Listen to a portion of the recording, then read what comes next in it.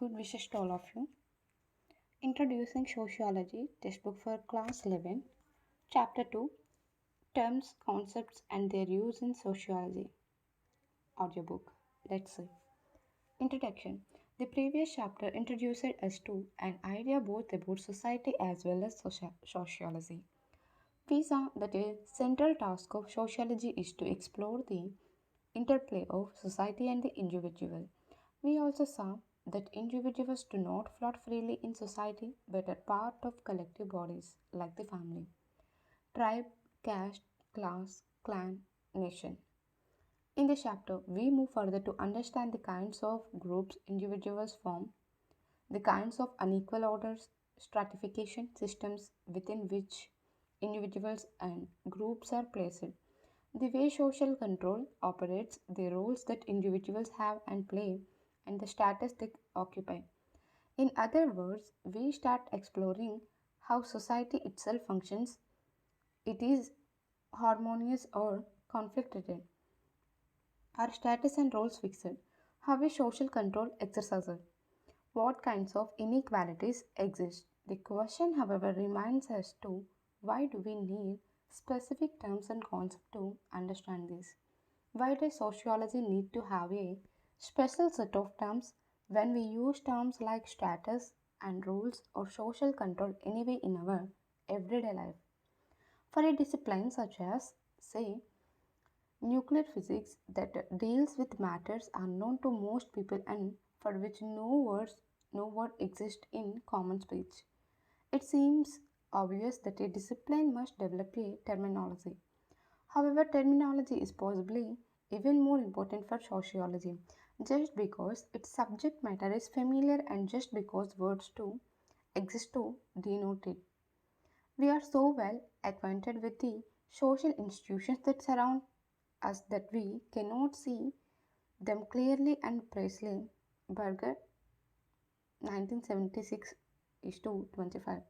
For example, we may feel that since we live in families, we know all about families. This would be conflating or equating sociological knowledge with common sense knowledge or naturalistic explanation, which we have discussed in chapter 1. We also found in the previous chapter how sociology as a discipline has a biography or history. We saw how certain material and intellectual developments shaped the sociological perspective as well as its concerns. Likewise, sociological concepts too have a story to tell. Many of the concepts reflect the concern of social thinkers to understand and map the social changes that the shift from pre modern to modern entailed. For instance, sociologists observed that simple, small scale, and traditional societies were more marked by close, often face to face interaction, and modern, large scale societies by formal interaction. They therefore distinguished primary from secondary groups, community from society or association. Other concepts like stratification reflect the concern that sociologists had in understanding the structured inequalities between groups in society. Concepts arise in society. However, just as there are different kinds of individuals and groups in society, so there are different kinds of concepts and ideas. And sociology itself is marked by different ways of understanding society and looking at dramatic social changes that the modern period brought about. We have seen how, even in the early stage of sociology's emergence, there were contrary and contesting understanding of society. If for Karl Marx, class and conflict were key concepts to understand society, social solidarity and collective conscience were key terms for Emile Durkheim. In the post-war World War II period, sociology was greatly influenced by the structural functionists who found society essentially harmonious. They found it useful to compare society to an organism where different parts have a function to play for the maintenance of the whole. Others, in particular, the theorists influenced by Marxism, saw society as essentially conflict ridden. Within sociology, some try to understand human behavior by starting with the individual, that is, micro interaction. Others began with macro structures such as class, caste, market, state, or even community. Concepts such as status and role begin with the individual. Concepts such as social control or stratification begin from a larger context within which individuals are already placed. The important point is that these classifications and types that we discuss in sociology help us and are the tools through which we can understand reality. They are keys to open locks to understand society. They are entry points in our understanding, not the final answer. But what if the key becomes rusted or bent or does not fit the lock or fits in with the effort? In such situations, we need to change or modify the key. In sociology, we both use and also constantly interrogate or question the concepts and categories. Very often, there is considerable unease about the coexistence of different kinds of definitions or concepts, or even just different views about the same social entity. For example, conflict theory versus the functionalist theory. This multiplicity of approaches is particularly acute in sociology, and it cannot but be otherwise for society itself is diverse. Activity 1. Choose any one of the following topics for class discussion. Democracy is a help or hindrance to development. Gender equality makes for a more harmonious or more diverse society. Punishments or greater discussion are the best way to resolve conflicts. Think of other topics. What kind of differences emerge? Do they reflect different visions of what a good society ought to be like? Do they reflect different notions of the human being? In our discussion on the various terms, you will notice how there is divergence of views and how this very debate and discussion of differences help us understand society. Take a look at these images. What kind of groups are these? Social groups and society. Sociology is the study of human social life. A defining feature of human life is that humans interact, communicate, and construct social collectivities. The comparative and historical perspective of sociology brings home two apparently innocuous facts. The first, that in every society, whether ancient or medieval or modern, Asian or European or African, human groups and collectives exist. The second, that the type of groups and collectives are different in different societies. Any gathering of people does not necessarily constitute a social group. Aggregates or simply collections of people who are in the same place at the same time but share no definite connections with one another. Passengers wait at a railway station or airport or bus stop or a cinema audience are examples of aggregates. Such aggregates are often termed as quasi groups. A quasi group is an aggregate or combination which lacks structure or organization and whose members may be unaware or less aware of the existence of groupings. Social classes, status groups, age and gender groups, crowds can be seen as examples of quasi groups. As these examples suggest, quasi groups may well become social groups in time and in specific circumstances. For example, individuals belonging to a particular social class or caste or community may not be recognized as a collective body. They may be yet to be infused with a sense of we feeling, but class and caste have over a period of time given rise to political parties.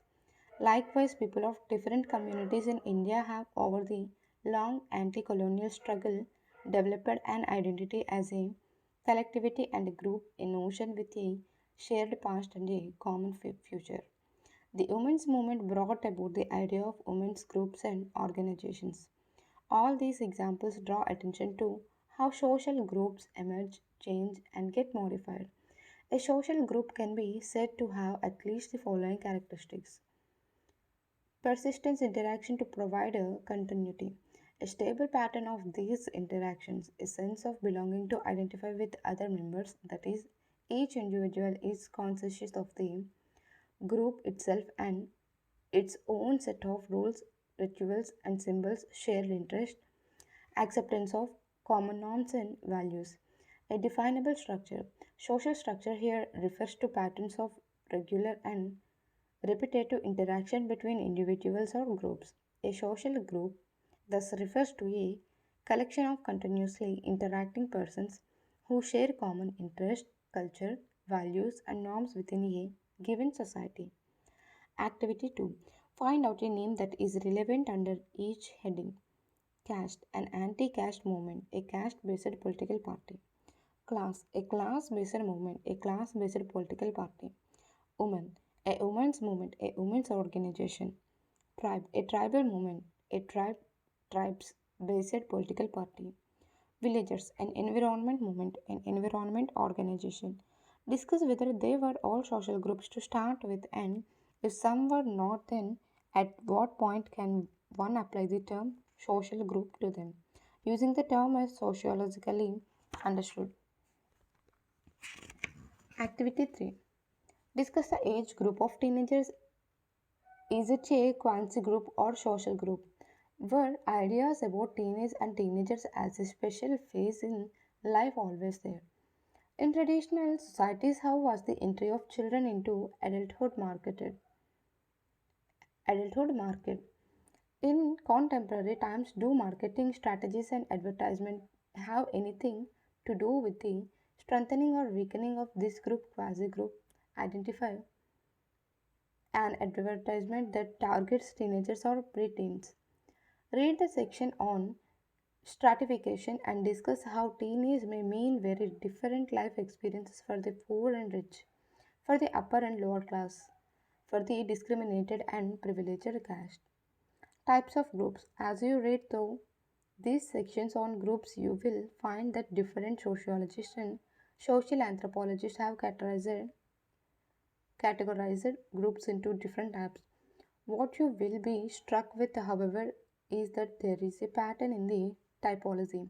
In most cases, they contrast the manner in which people form groups in traditional and small scale societies to that of modern and large scale societies.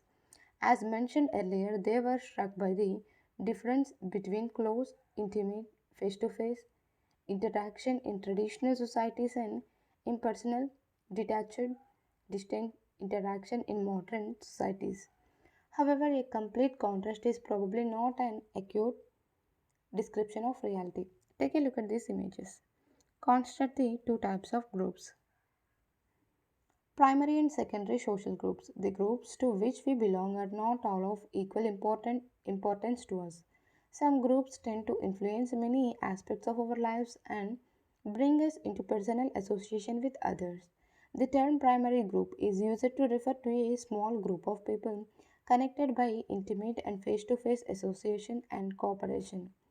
The members of primary groups have a sense of belonging. Finally, village and groups of friends are examples of primary groups. Secondary groups are relatively large in size, maintain formal and impersonal relationships. The primary groups are person oriented, whereas the secondary groups are goal oriented. Schools, government offices, hospitals, students' association, etc. are examples of secondary groups. Community and society or association. The idea of comparing and contrasting the old traditional and agrarian way of life with the new modern and urban one in terms of their different and contrasting social relationships and lifestyles dates back to the writings of classical sociologists. The term community refers to human relationships that are highly personal, intimate, and enduring, those where a person's involvement is considerable if not total, as in the family, with real friends or a close knit group. Society or association refers to everything opposite of community, in particular the apparently impersonal, superficial, and transitory relationships of modern urban life, commerce, and industry require a more calculating, rational, and self interesting approach to one's dealings with others. We make contracts or agreements rather than getting to know one another. You may draw a parallel between the community with the primary group and the association with the secondary group. Activity 4. Collect a copy of a memorandum of any association that you know of or can find out about, for example, a resident welfare association, a women's association, Mahila Samiti, a sports club. You will find clear information about its goals, objectives, membership, and other rules that govern it. Contract this with a large family gathering. You may find that many a time that interaction among members of a formal group over time becomes closer and just like family and friends. This brings home the point that concepts are not fixed and frozen entities. They are indeed keys or tools for understanding society and its changes. In groups and outgroups, a sense of belonging marks and in group, this feeling separates us or we from them or they. Children belonging to a particular school may form an in group as against those who do not belong to the social. Can you think of other such groups? An out group, on the other hand, is one to which the members of an in group do not belong. The members of an out-group can face hostile reactions from the members of the in-group. Migrants are often considered as an out-group.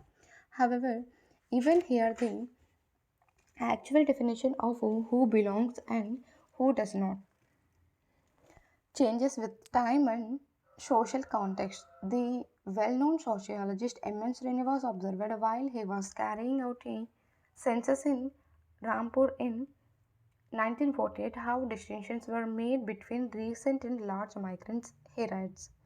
I heard villagers use two expressions which I came to realize were significant. The recent immigrants were almost contemptuously described as Nene Mone Bandavartu came yesterday or the day before, while old immigrants were described as Arshenda Bandavaru came long ago or Kadim Kulagalu, Old Lineages, Srinivas, 1996 to 33. Activity 5. Find out about the experience of immigrants in other countries or maybe even from different parts of our own country. You will find that relationships between groups change and modify. People once considered members of an out group became in group members. Can you find out about such processes in history? Reference group. For any group of people, there are always other groups whom they look up to and aspire to be like. The groups whose lifestyles are emulated are known as reference groups. We do not belong to our reference groups, but we do identify ourselves with that import group. Reference groups are important sources of information about culture, lifestyle, aspiration, and goal attainments. In the colonial period, many class Indians many middle class Indians aspired to behave like proper Englishmen. In that sense, they could be seen as a reference group for the aspiring section. But this process was gendered that is, it has different implications for men and women. Often, Indian men wanted to dress and dine like the British men, but wanted the Indian women to remain Indian in their ways, or aspired to be a bit like the proper English woman, but also not quite like her. Do you still find this valid today? Peer groups. This is a kind of primary group usually formed between individuals who are either of similar age or who are in a common professional group. Peer pressure refers to the social pressure exerted by one's peers on what one ought to do or not. Activity 6. Do you do your friends or others of your age group influence you? Are you concerned with their approval or disapproval about the way you dress, behave, the kind of music you like to listen to, or the kind of films you prefer? Do you consider it to be social pressure? Discuss. Social stratification. Social stratification refers to the existence of structured inequalities between groups in society in terms of their access to material or symbolic rewards. The stratification can more simply be defined as the structural inequalities between different groupings of people. Often, social stratification is compared to the geological layering of rock in the Earth's surface. Society can be seen as consisting of strata in a hierarchy, with the more favored at the top and the less privileged near the bottom. Inequality of power and advantage is central for sociology because of the crucial place of stratification in the organization of society. Every aspect of the life of every individual and household is affected by stratification. Opportunities for health, longevity, security, educational success, fulfillment in work, and political influences are all unequal distributed in systematic ways. Historically, four basic systems of stratification have existed in human societies: slavery, caste, estate, and class. Slavery is an extreme form of inequality in which some individuals are literally owned by others. It has existed sporadically at many times and places, but there are two major examples of a system of slavery. Ancient Greece and Rome and the southern states of the USA in the 18th and 19th centuries as a formal institution, slavery has gradually been eradicated, but we do continue to have bonded labor, often even of children. A state characterized feudal Europe. We do not enter into details about estates here, but very briefly touch upon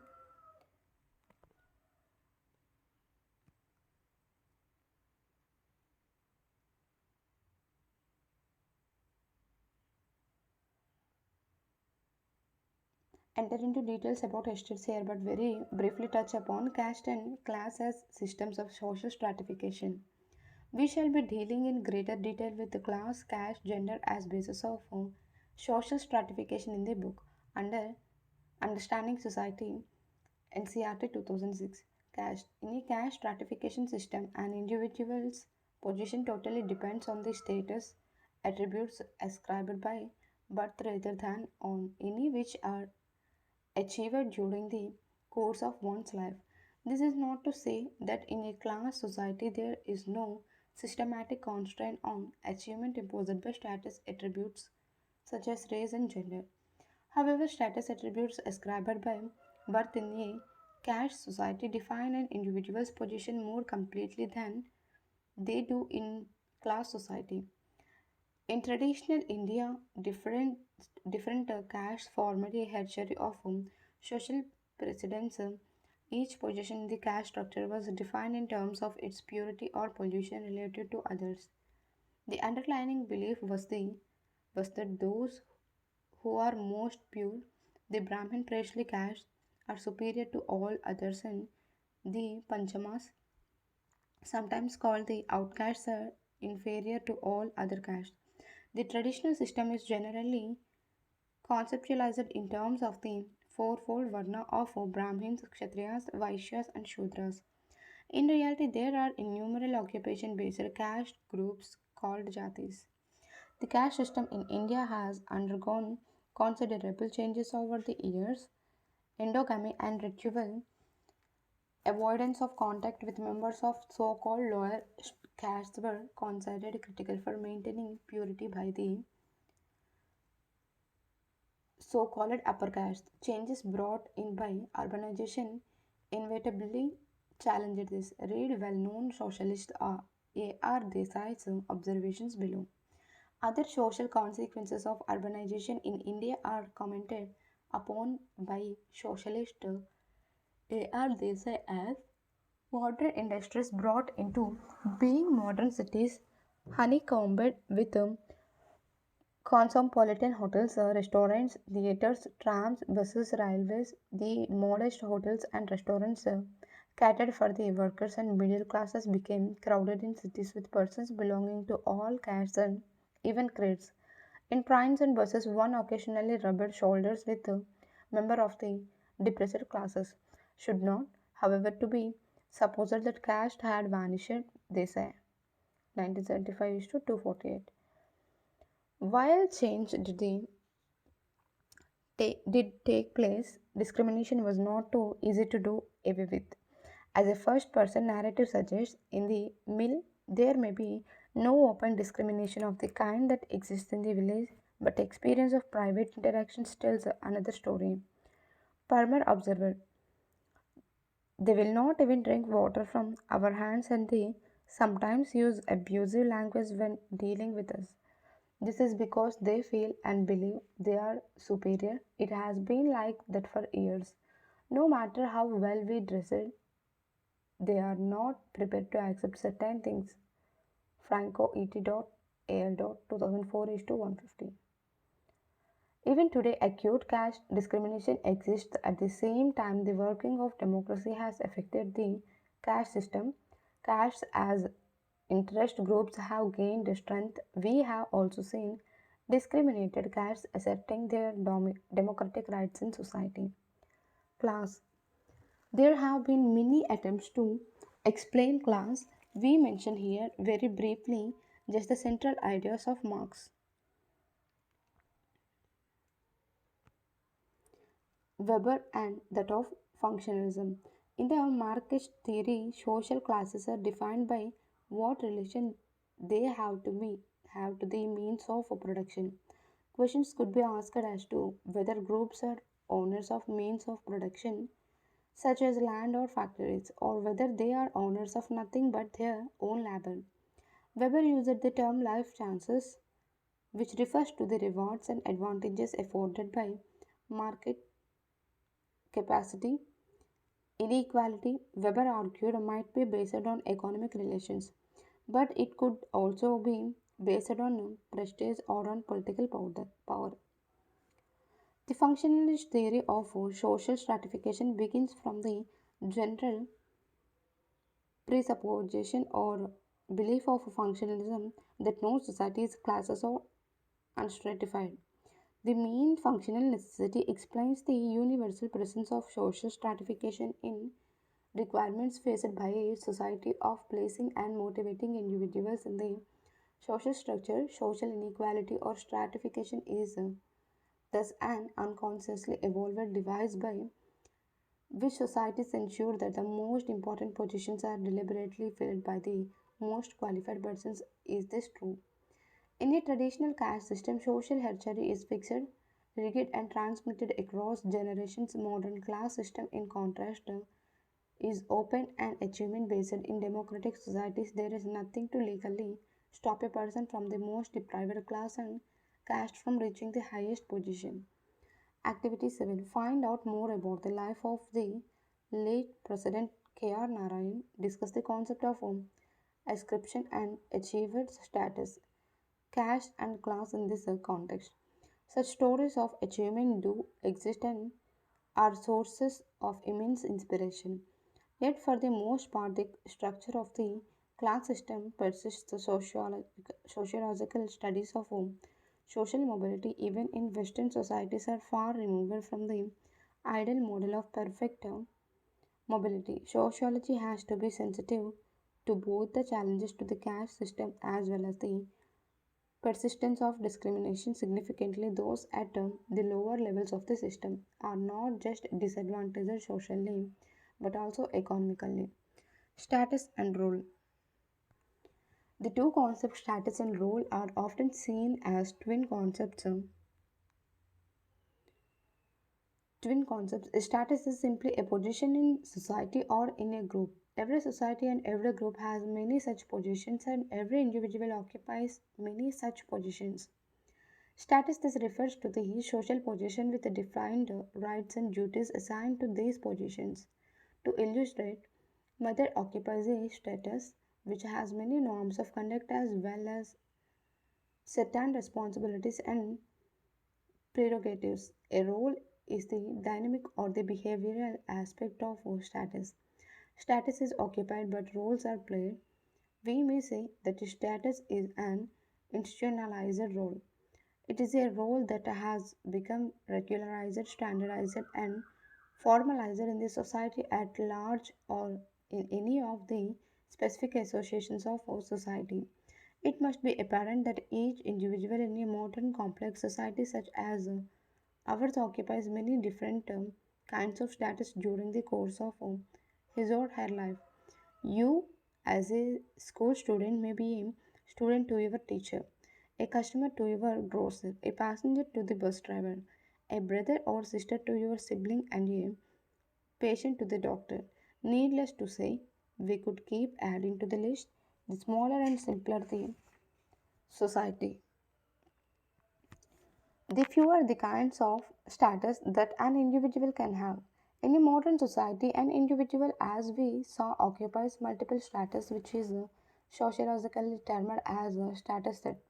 Individuals acquire different status at various stages of life. A son becomes a father, a grandfather, and then great grandfather, and so on. This is called a status consequence for it refers to the status which is attained in succession or a sequence at various stages of life. An ascribal status is a social position which a person occupies because of birth or assumes involuntarily. The most common basis for ascribal status are age, caste, race, and kinship. Simple and traditional societies are marked by ascribed status, and achieved status, on the other hand, refers to a social position that a person occupies voluntarily by personal ability, achievements, virtues, and choices. The most common basis for achiever status are educational qualifications, income, and professional expertise. Modern societies are characterized by achievements. Its numbers are according prestige on the basis of their achievements. How often you would have heard the praise you have to prove yourself. In traditional societies, your status was defined and ascribed at birth. However, as discussed above, even in modern achievement based societies, ascribed status matters. Status and prestige are interconnected terms. Every status is accorded certain rights and values. Values are attached to the social position rather than to the person who occupies it or to his her performance or to his her actions. The kind of value attached to the status or to the office is called prestige. People can rank status in terms of their high or low prestige. The prestige of a doctor may be high in comparison to a shopkeeper. Even if the doctor may earn less, it is important to keep in mind that ideas of what occupation is considered prestigious varies across societies and across periods. Activity 8. What kinds of jobs are considered prestigious in your society? Compare these with your friends, discuss the similarities and differences. Try and understand the causes for the same. People perform their roles according to social expectations, that is, role taking and role playing. A child learns to behave in accordance with how her behavior will be seen and judged by others.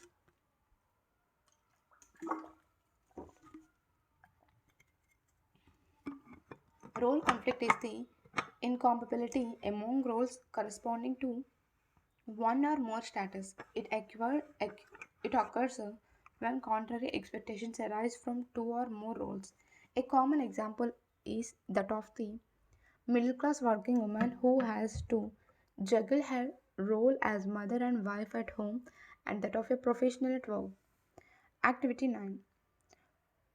Find out how a domestic worker or a construction laborer faces role conflict.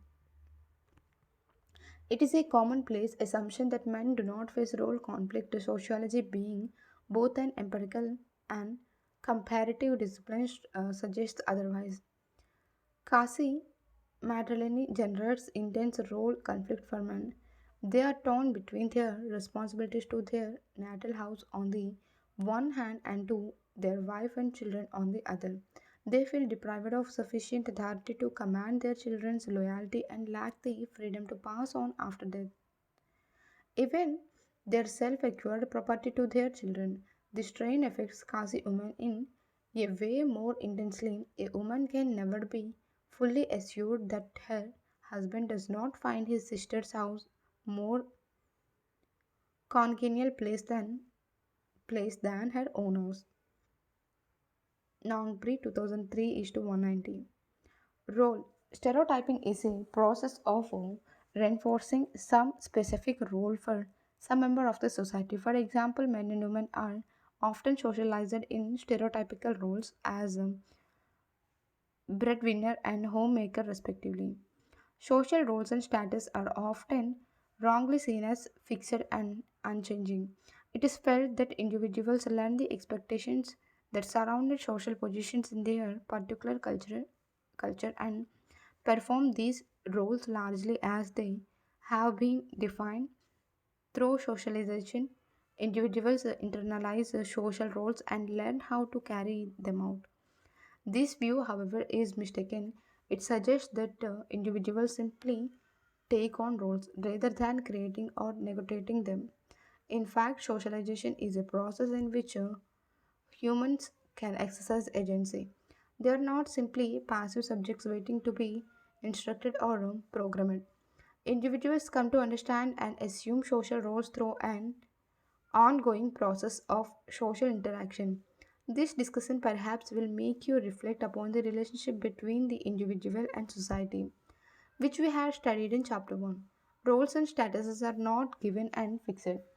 People make efforts to fight against discrimination roles and status, for example, those based on caste or race or gender. At the same time, there are sections in society who oppose such changes. Likewise, violation of roles are often punished. Society thus functions not just with roles and status but also with the social control. Activity 10. Collect newspaper reports where dominant sections of society seek to impose control and punish those whom they consider to have transgressed or violated socially prescribed rules. Society and social control. Social control is one of the most general user concepts in sociology. It refers to the various means used by a society to bring its recalcitrant or unruly members back into line. You will recall how sociology has different perspectives and debates about the meaning of concepts. You will also recall how functionalists and socialists understood society as essentially harmonious and conflict theorists saw society as essential, unequal, unjust, and exploitative. We also saw how some sociologists focused more on the individual and society, others on collectives like classes, races, and caste. For a functionalist perspective, social control refers to the use of force to regulate the behavior of the individual and groups and also refer to the enforcing of value and patterns for maintaining order in society. Social control here is directed to restrain deviant behavior of individuals or groups on the one hand and on the other to mitigate tensions and conflicts among individuals and groups to maintain social order and social cohesion. In this way, social control is seen as necessary to stability in society. Conflict theorists usually would see social control more as a mechanism to impose the social control of dominant social classes on the rest of society. Stability would be seen as the right of one section over the other. Likewise, law would be seen as the formal right of the powerful and their interests on society. Social control refers to the social process, techniques, and strategies by which behaviors of individual or a group are regulated. It refers both to the use of force to regulate the behavior of the individual and groups, and also refers to the enforcing of values and patterns of maintaining order in society. The ultimate and no doubt the oldest means of social control is the physical violence, even in the politely, politely operated societies of modern democracies. The ultimate argument is violence. No state can exist without a police force or its equivalent in armed might. In any functioning society, violence is used economically and as a last resort, with the mere, the mere threat of this ultimate violence suffering for the day to day exercise of social control, where human beings live or work in compact groups in which they are personally known and to which they are tied by feelings of personal loyalty, the kind that socialists call primary groups, very potent and simultaneously very subtle mechanisms of control are constantly brought to bear upon the actual or potent divinant. One aspect of social control that ought to be stressed is the fact that it is frequently based on fraudulent claims. A little boy can exercise considerable control over this peer group by having a big brother who, if need be, can be called upon to beat up any opponents in the absence of such a brother. However, it is possible to invent one. It will then be a question of the public relations talents of the little boy as to whether he will succeed in translating his invention into actual control. Berger, 84 to 90. Have you ever seen or heard a young child threaten another with, I will tell my elder brother? Can you think of other examples? Social control may be in, informal or formal. When the codified, systematic, and other formal mechanisms of control is used, it is known as formal social control. There are agencies and mechanisms of formal social control, for example, law on the state. In a modern society, formal mechanisms and agencies of social control are emphasized. In every society, there is another type of social control that is known as informal social control. It is personal, unofficial, and uncodified. They include smiles, making faces, body language, frowns, criticism, ridicule, laughter, etc. There can be great variations in their use within the same society. In day to day life, they are quite effective. However, in some cases, informal methods of social control may not be advocating enforcing conformity or obedience. There are various agencies of informal social control, example family, religion, kinship, etc. Have you heard about honor killing? Read the newspaper report which is given below and identify the different agencies of social control involved. A sanction is a mode of reward or punishment that reinforces socially expected forms of behavior. Social control can be positive or negative. Members of societies can be rewarded for good and expected behavior. On the other hand, negative sanctions are also used to enforce rules and to restrain deviance. Deviance refers to modes of action which do not conform to the norms or values held by most of the members of a group or society. Activity 11. Can you think of examples drawn from your life how this unofficial social control operates? Have you in class or in your peer group noticed how a child who behaves a bit differently from the rest is treated? Have you witnessed incidents where children are bullied by their peer group to be more like the other children? Man kills sister for marrying from outside the caste. The elder brother of a 19-year-old girl here carried out an apparent honor killing by allegedly beheading her while she was asleep at a hospital. Police said on Monday the girl was undergoing treatment at a hospital for stab wounds after her brother attacked her on December 16th for marrying outside the caste. They said she and her lover eloped on December 10 and returned to their houses here on December 16 after getting married, which was opposed by her parents.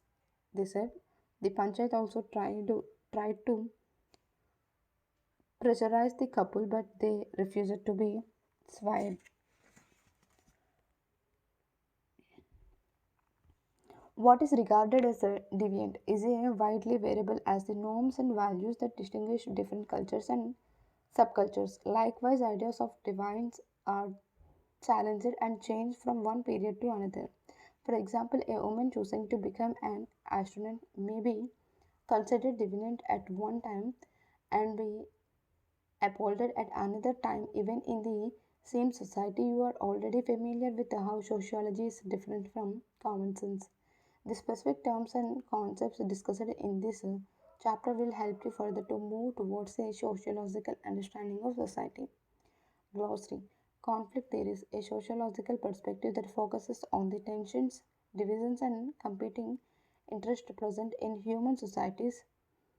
Conflict theorists believe that the scarcity and value of resources in society produces conflict as groups struggle to gain access to and control those resources. Many conflict theories have been strongly influenced by the writings of Marx. Functionalism, a theoretical perspective based on the notion that social events can best be explained in terms of the function they perform, that is, the contribution they make to the continuity of a society, and on a view of society as a complex system whose various parts work in relationship to each other in a way that needs to be understood. Identity, the distinctive characters of a person's character or the character of a group which relate to who they are and what is meaningful to them. Some of the main sources of identity include gender, nationality, or ethnicity, social class, means of production, the means whereby the production of material goods is carried on in a society, including not just technology but the social relations between procedures. Microsociology and macrosociology. The study of everyday behavior in situations of face to face interaction is usually called microsociology. In microsociology, analysis occurs at the level of individuals or small groups. It differs from macrosociology, which concerns itself with a large scale social system like the political systems or the economic order. Though they appear to be distinct, they are closely connected. Natal. It relates to the place or time of one's birth. Norms, rules of behavior which reflect or embody a culture's values, either prescribing a given type of behavior or forbidding it. Norms are always terms concept. Uh, Norms are always backed by sanctions of one kind or another, varying from informal disapproval to physical punishment or execution. Sanctions, a mode of reward or punishment that reinforce socially expected forms of behavior. Exercises. Why do we need to use special terms and concepts in sociology? As a member of society, you must be interacting with and in different groups. How do you see these groups from a sociological perspective? What have you observed about the stratification system existing in your society? How are individual lives affected by stratification? What is social control? Do you think the modes of social control in different spheres of society are different? Discuss. Identify the different roles and status that you play and are located in. Do you think roles and status change? Discuss when and how they change. Thank you.